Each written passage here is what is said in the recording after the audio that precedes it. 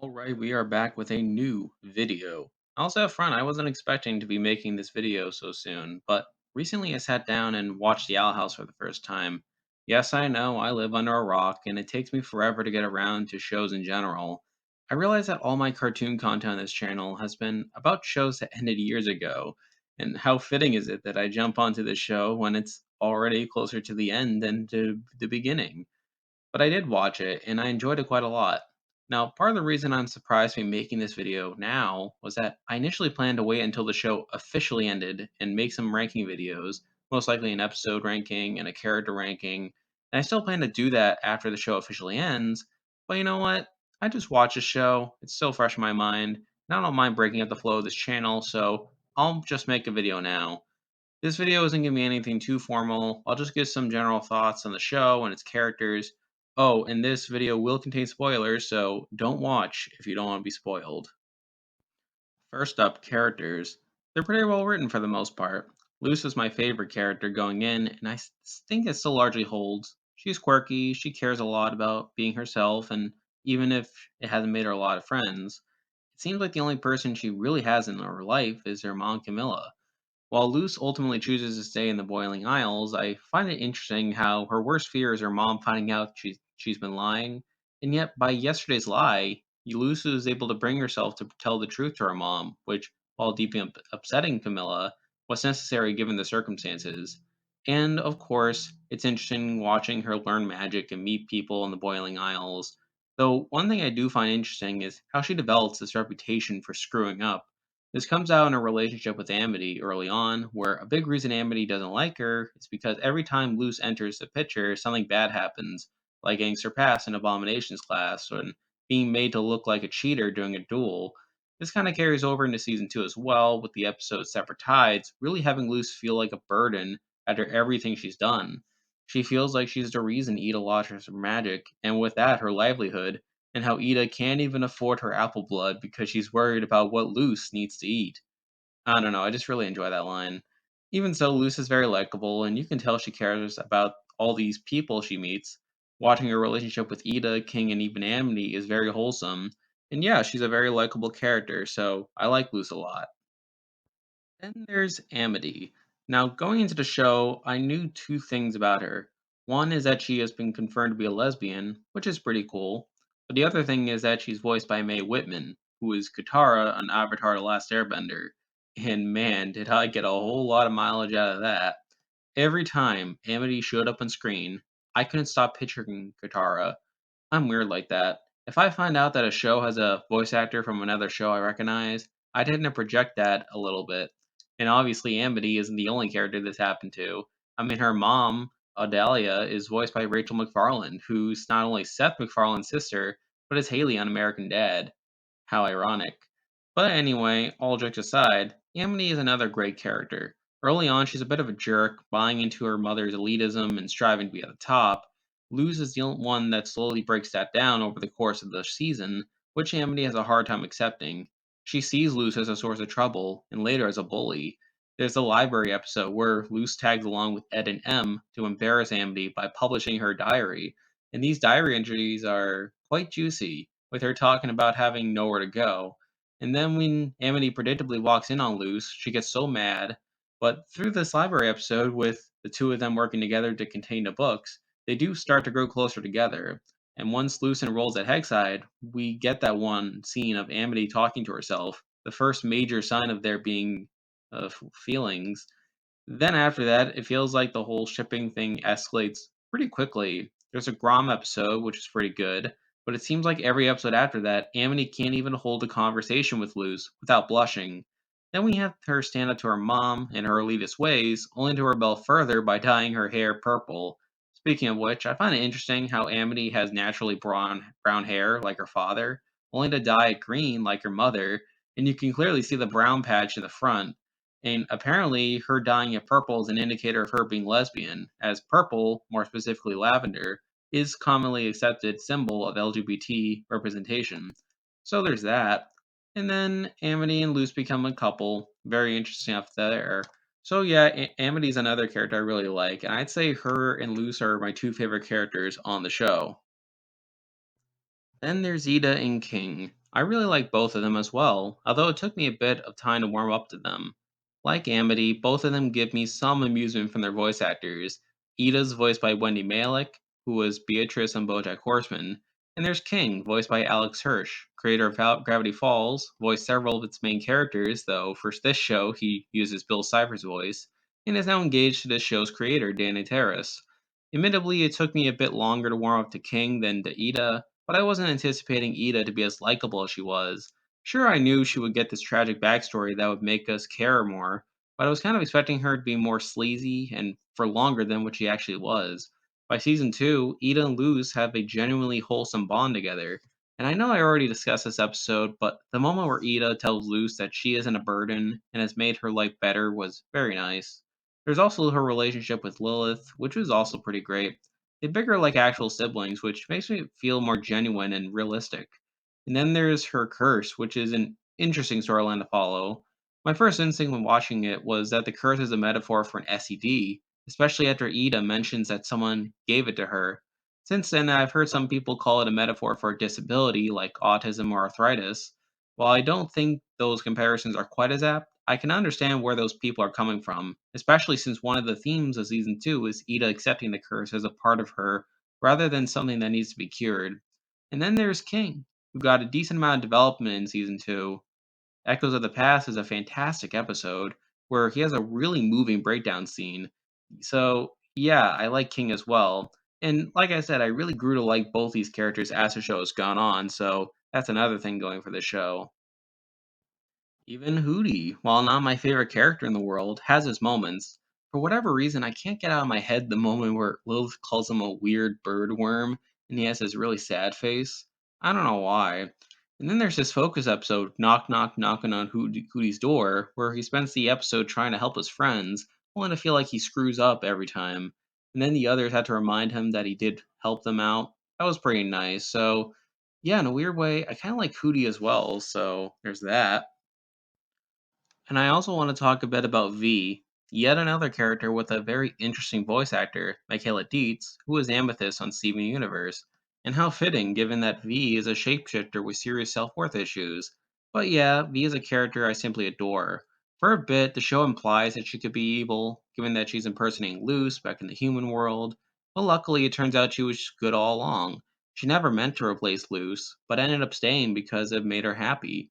And when Camilla finds out the truth, she accepts V for who she is and treats her like a daughter in her own right. That was very nice. Now, granted, I'll admit that it came out of nowhere, and I do have to fault the show slightly that V just happened to get out of the portal around the same time Luce entered it and was able to morph into Luce just in time for Camilla to find her and not suspect anything. But still, I'll take it. And really, I could go on talking about the different characters like Willow and Gus, but I think you see my point. These are all very likable characters, and I feel like a lot of them bring something to the table. There are a few minor characters that I could do without, namely Tiny Nose, like sort of the Dana Terrace step, it's like her character, and Tibbles, who is just kind of a annoying side villain. But for the most part, I consider the characters a strength of the show. As for the story and episodes, the show's pretty good, although I'll admit it's not as interesting as the characters. Season 1 was fine, there were some good episodes early on. Witches Before Wizards has an interesting moment where Luce is tempted to stay in this fantasy realm where she's a chosen one. I always found that moment to be pretty interesting and sort of one that I relate to Luce on an emotional level, but it's pretty cool seeing her sort of rise above this comfort in favor of helping out her new friends. Covention is a pretty cool episode, especially once a duel came, along with all the cheating. And of course, there's the scene with Amity and Luce towards the end. Lost in Language has some good Luce and Amity stuff. Even the rules of drawing in books are a bit weird. Understanding Willow was a pretty good episode, I mean, for obvious reasons. And of course, there's Agony of a Witch and Young Blood, Old Souls as a satisfying two-part finale. But I'll admit there are a few episodes that I just don't care for. Hootie's Moving Hassle was just alright. I mean, I didn't really care too much for The Conjuring or the fact that the house was moving around. Like, I usually like these shows more for the slice of life stuff. Once Upon a Swap was clearly set up as the mostly filler episode with one really important scene that justifies its existence. I mean, it's kind of funny. I mean, it has some jokes here or there, but I didn't really care too much for it. And Really Small Problems was just kind of eh. So there are a couple episodes I just don't really care about in season one, but I still feel like a lot of these episodes are pretty good and have at least something to offer. And then there's season two. At least what we got so far has been a noticeable improvement. But because I feel like it, I'll just run through each episode. Separate Tides has two great moments that I already mentioned, but really it's interesting seeing the parallels between Luce and Lilith, with feeling like they have to do things on their own just to prove their worth, only to learn that they have friends to help them out. Escaping expulsion was pretty empowering, with Eldalia convincing Luce to be a part of her demonstration only for Amity and the others to rescue her. And of course, there's Amity standing up to her mother and breaking that crystal thing that allowed her to speak telepathically to her. That was pretty nice. Echoes of the Past was a great King episode, obviously with a great breakdown scene, but also learning more about King's backstory. Keeping Up Appearances was pretty good, as we learn more about Gwen, Ida and Lilith's mother, and how she's bought into all these scams, only to learn Ida's cursed self and really accept that, while also giving Lilith more attention. It was pretty nice seeing and learning about Gwen herself, but also Ida and Lula's different relationships to her. Now, with that said, I was a bit disappointed how the show pretty much dumped Lilith after this episode, giving her the excuse of moving in with Gwen, when honestly I felt like we could have gotten more out of her adapting to her new life. Through the Glass Ruins is a good episode with an alright subplot involving Gus wanting to prove that illusions isn't so bad. I mean, it was alright, but honestly, I was way more interested in the Luce and Amity plot of finding the diary. Once again, we see Luce accidentally get Amity in trouble with her accidentally getting her fired from her library job, and it seems like this may be the straw that broke the camel's back for their relationship. But then Amity comes to terms with her own feelings, dies of her as a sign of rebellion. Luce gets her job back, albeit off screen, and kisses Luce, only to be embarrassed to even show up in the next episode. Speaking of which, Hunting Palisman is pretty good as well, where we learn more about Hunter and his dilemma. Oh yeah, I haven't even mentioned the Golden Guard character yet. I mean, he's fine, but obviously this episode is where we really get more focus and context behind him. There is setup for a future redemption arc with Hunter, although it obviously doesn't pan out here. Obviously, we'll have to see that in the coming episodes. Ida's Requiem is another pretty solid episode where we meet Rain, who's particularly unique for being a non binary character. I thought that was pretty cool. Plus, we learn in the next episode that they were in a romantic relationship with Ida, so that's something. Knock Knock Knock on Hootie's Door is the Hootie Focus episode that somehow manages to be a focus episode for everyone. A lot of great moments there, like King trying to dance only for Hootie to get mad, Ida's entirely dream sequence and learning to accept the Albies as part of her, Luce getting embarrassed by the tunnel of love Hootie sets up and accidentally upsetting Amity by destroying it, and of course Hootie feeling like a failure after it seems like he screwed everything up. Oh yeah, and Luce and Amity officially start dating in this episode. So there's that. Eclipse Lake was alright, although it was pretty cool how Amity was able to get Titan blood by squeezing the portal key so tightly that she cracks it. And then there's Yesterday's Live, which is a great episode, mainly for the characters. And obviously, we get more of Camilla and V, and Luce obviously telling everything.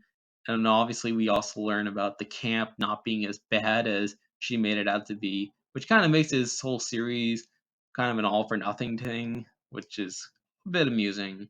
So yeah, I feel like each episode of season two, even the weaker ones, have at least something to offer, and I feel like the show has gotten better as it's gone on. I guess now I'll just talk briefly about the world and overarching narrative of the show. So, from pretty early on, it's established that the world of the Boy Isles is defined by arbitrary and rigid institutions and social norms, and that a central thesis of the show is our heroes coming in and tearing down those barriers. We see it right away with Ida being a wanted criminal whose punishment is to be sent to the conformatorium. Now, obviously, we find out later that it's petrification, but that's the idea at least. But soon enough, we get introduced to the other elements that build on this idea. We learn about the coven system, how witches are required to join one, and how they have their magic forcibly restrained when they do so. This is clearly a way of controlling the population to prevent an uprising. Once we spend more time at Hexside, we learn about the track system and how students are instructed to, and as Principal Bump puts it, hocus focus, And throughout season one, we hear about the Emperor setting up a clear symbol of this oppressive regime. This sounds a lot like Steven Universe, doesn't it? And I feel like based on that, the show will end with the characters defeating Belos and dismantling that system somehow. We're already getting set up with these characters helping others learn the value of broadening one's horizons, and not relying on covens or tracks to find meaning and strength. Ida's clearly the embodiment of rebellion from the system. One of Luz's first interactions with Amity involved her stripping Amity of her top student status. In First Day, we see the problems of the track system on display, where one, the detention kids are really more avid learners and troublemakers, and two, all the other students were curb stomped because their knowledge was too specialized. It literally took Luz and the detention kids using their mixing of tracks to defeat the villain in that episode. Towards the end of season one, we learned that Belos' regime was only implemented recently, and that he's the only witch exempt from the limitations imposed by the Coven system, making him the single most powerful being in the Isles, but also setting himself up as a bit of a hypocrite in that he's imposing all these restrictions on the rest of the population while exempting himself from it solely for the purposes of gaining more power. And in season two, we have the Lilith learning to live a new life outside the Coven system. So clearly, this is a major through line in the show and will play a big role towards the end. Admittedly, I don't mind this as a storyline being used. However, hope the Owl House is able to stick the landing better than Steven Universe in dismantling the oppressive system it's been setting up. Heck, I can point to other shows that end with a system overhaul as well, like Star vs. the Forces of Evil and Legend of Korra, only for those to kind of flop the ending. And I wish the Owl House can do it better. Will it? Well, we'll just have to see. Finally, I wanted to touch a bit on the LGBT representation, as that's always going to be the elephant in the room when discussing the show. Obviously, it's all great. Admittedly, I was a bit surprised by how much the Amity blushing skyrocketed after the Grom episode, even knowing that she would be in a relationship with Luce at some point, but it's nothing too bad. And with Luce and Amity being my two favorite characters on the show, I don't mind the relationship and hope the show explores it more after it returns from hiatus. And there's also Rain, who's a great character and instance of non binary representation. And it's cool how their non binary status is normalized in the show's universe to the point where they can be a part of stories that have nothing to do with that. Now, the flip side to all this is the fact that this is a Disney product. While they've made a number of great stuff over the years, I think it goes without saying that Disney as a corporation kind of sucks when it comes to LGBT representation. Despite virtually signaling on social media and their headlines claiming that they have their first LGBT character in whatever property that they're showing, their actual representation has been quite laughable. I mean, off the top of my head, I think about in the movie Onward, where they bragged about that police officer being lesbian, only for that to solely be based off a single line of dialogue that can be edited out pretty easily. And the fact that Dana had to fight as much as she did to get this content on Owl House kind of says a lot to how Disney is in comparison to other networks. They are more conscious about their brand and more conscious about appealing to international audiences. So I think the fact that it has come at the cost of meaningful LGBT representation has been a problem for Disney. So the fact that this show is able to have that representation is at least something. So, yeah, those are my thoughts on the Owl House. I'm very excited to see what happens after the show returns from its hiatus. I hope to make more videos about the show in the future, and really other cartoons in general. While I enjoy making my share of MLP and total drama content, I'm hoping to really expand the catalog of shows covered on this channel, and hopefully Owl House will be one of them. So, yeah, I like this show, and I'm glad that I found it when I did. So, yeah, that is the video. See ya.